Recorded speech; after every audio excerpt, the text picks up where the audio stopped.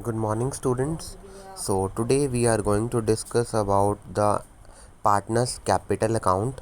It is the ending of the chapter. Now, you can find a question in which you have to make a profit and loss appropriation account and although the partner's capital account. So, first I am taking an example so that it may be easy to understand you that how we can make the partner's capital account. First, I assume a profit and loss appropriation account with an imaginary figures I have made it. So, here is the two partner x and y who is the equal ratio in the partner. Equal ratio में है profit given है form का 4 लाख और इन्हें salary मिलती है 2000 per month मिलती है एक्स को और वाई को मिलती है 3000 per month. Interest on capital ने प्रोवाइड होता है 5% तो 25,000 इसका हो गया 30,000 इसको प्रोवाइड हो गया. कमीशन मिलता है वाई को ओनली 10% ऑफ टोटल प्रॉफिट 40,000 ये हो गया. प्रॉफिट इनका गिवन था 4 लाख. इंटरेस्ट ऑन ड्रॉइंग आपको गिवन था सम में कि 3000 एक्स पे चार्ज होगा 2000 वाई पे चार्ज होगा तो टोटल हो गया 5,000. टोटल जब मैंने इनका करा तो 4,05,000 आया. उसमें से इन सभी एक्सपेंसेस को डिडक्ट करने के बाद टोटल बचते हैं 2,50,000 जो ये इक्वली डिवाइड करेंगे तो एक्स को आ जाएंगे 1,20,000 और वाई को भी आ जाएंगे कितने 1,25,000. Now you have to post all these things in capital account. बिल्कुल ईजी होता है कैपिटल अकाउंट बनाना. सिर्फ आपने चीज़ें उठा के पोस्ट करनी होती, कुछ भी नहीं करना होता है यहीं से देख के. सो first I'll tell you about the pro forma of partners capital account. As you can see, the date particular A B date particular A B debit and credit side. जितने पार्टनर्स है आपने उसके अकॉर्डिंग कॉलम बनाना है. Date का column इसलिए बनाना पड़ता है कि हम ये सारी चीज़ें कब ट्रांसफ़र कर रहे हैं उनको, तो ईयर एंड होने पे ही ट्रांसफ़र होता है सारा कुछ. तो सबसे पहले यहाँ पर आपको ये ध्यान रखना है. यहाँ में सॉरी यहाँ मेंशन यहाँ पर एक मिस्टेक कर गया. यहाँ पर आपको अप्रैल 1 लिखनी है डेट.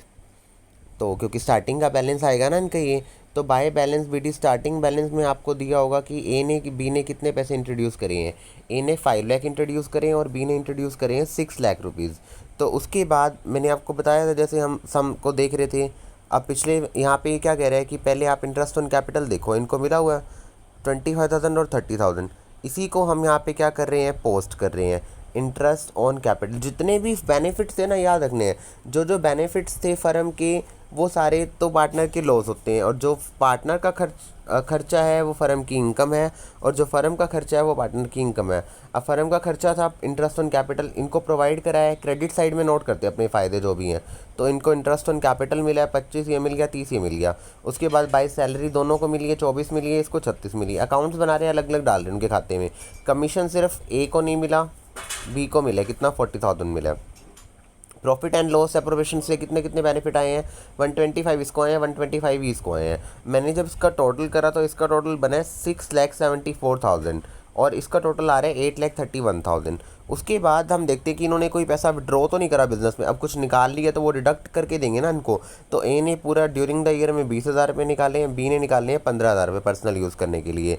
अच्छा, इनका इंटरेस्ट ऑन ड्रॉइंग हमें सब में गिवन नहीं था कि 3,000 चार्ज करना है ए को और 2,000 चार्ज करना है मैंने बी को. उसके बाद आपको लास्ट में यहाँ शो करना होता है टू बैलेंस सी डी, यानी कितना अब इनका बैलेंस जो है पेंडिंग पड़ा है.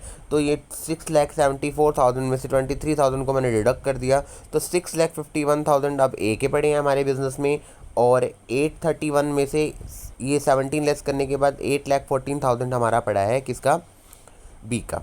ये था पार्टनर्स कैपिटल अकाउंट. ये बहुत इजी होता है, इसमें सिर्फ आपने क्या करनी है उठा के पोस्टिंग ही करनी है. बिल्कुल फ्री के मार्क्स होते हैं, इसको कुछ भी नहीं करना होता इसमें आपने. अच्छा, अब कई बार ना आपको कहते हैं कि पार्टनर्स कैपिटल अकाउंट में फिक्स्ड और फ्लक्चुएटिंग का ध्यान रखना. ये जो मैंने बनाए हैं ये फ्लक्चुएटिंग है.